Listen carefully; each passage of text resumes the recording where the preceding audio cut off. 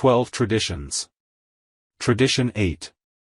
Alcoholics Anonymous should remain forever non-professional, but our service centers may employ special workers.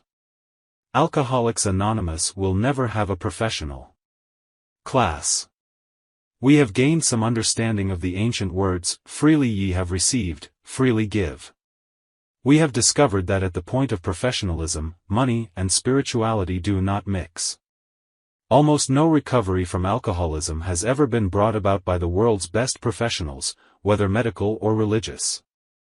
We do not decry professionalism in other fields, but we accept the sober fact that it does not work for us. Every time we have tried to professionalize our 12th step, the result has been exactly the same: our single purpose has been defeated. Alcoholics simply will not listen to a paid 12th stepper. Almost from the beginning, we have been positive that face-to-face work with the alcoholic who suffers could be based only on the desire to help and be helped. When an AA talks for money, whether at a meeting or to a single newcomer, it can have a very bad effect on him, too. The money motive compromises him and everything he says and does for his prospect.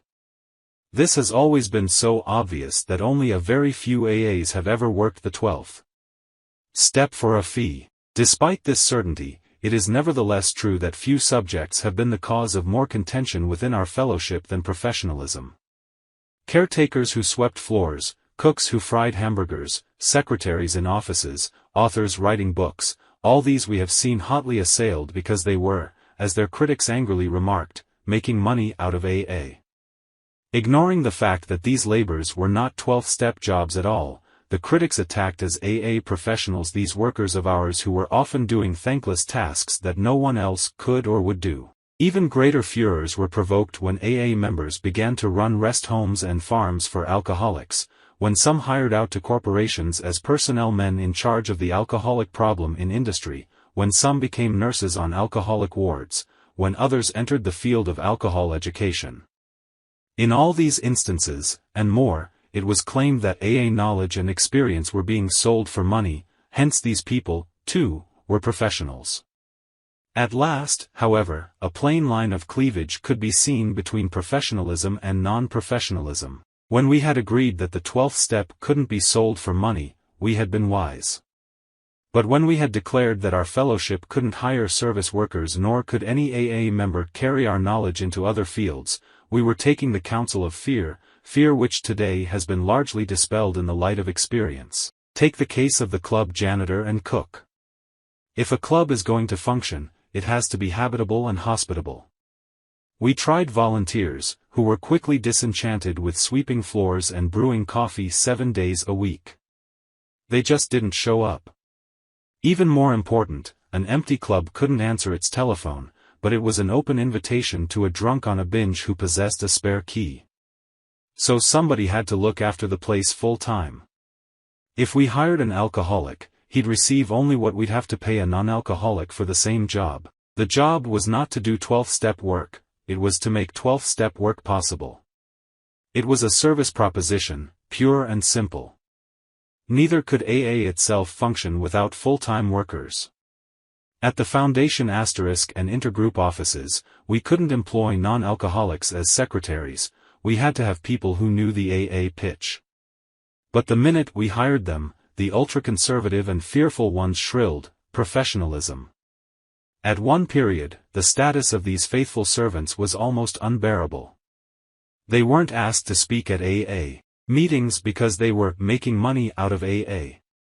At times, they were actually shunned by fellow members. Even the charitably disposed described them as a necessary evil. Committees took full advantage of this attitude to depress their salaries. They could regain some measure of virtue, it was thought, if they worked for AA real cheap. These notions persisted for years. Then we saw that if a hard-working secretary answered the phone dozens of times a day, listened to 20 wailing wives, arranged hospitalization and got sponsorship for 10 newcomers, and was gently diplomatic with the irate drunk who complained about the job she was doing and how she was overpaid, then such a person could surely not be called a professional AA. She was not professionalizing the 12th step, she was just making it possible. She was helping to give the man coming in the door the break he ought to have. Volunteer committeemen and assistants could be of great help, but they could not be expected to carry this load day in and day out. At the foundation, the same story repeats itself.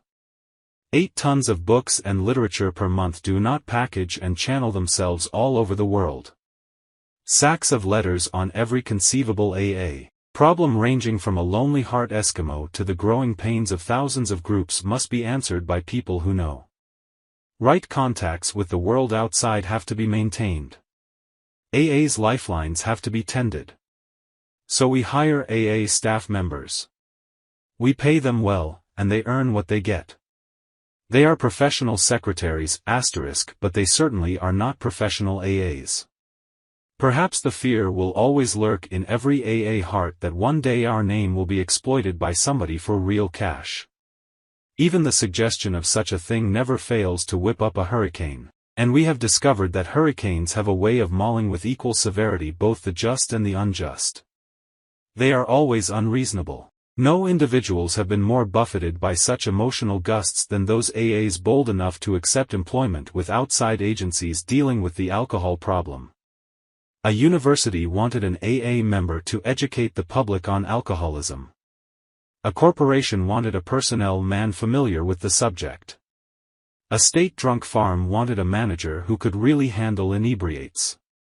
A city wanted an experienced social worker who understood what alcohol could do to a family. A state alcohol commission wanted a paid researcher. These are only a few of the jobs which AA members as individuals have been asked to fill. Now and then, AA members have bought farms or rest homes where badly beat-up topers could find needed care. The question was, and sometimes still is, are such activities to be branded as professionalism under AA tradition? We think the answer is no. Members who select such full-time careers do not professionalize AA's 12th step. The road to this conclusion was long and rocky. At first, we couldn't see the real issue involved.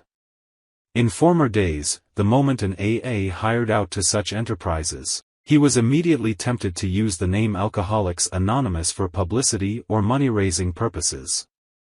Drunk farms, educational ventures, state legislatures, and commissions advertised the fact that AA members served them. Unthinkingly, AAs so employed recklessly broke anonymity to thump the tub for their pet enterprise. For this reason, some very good causes and all connected with them suffered unjust criticism from AA groups. More often than not, these onslaughts were spearheaded by the cry, professionalism.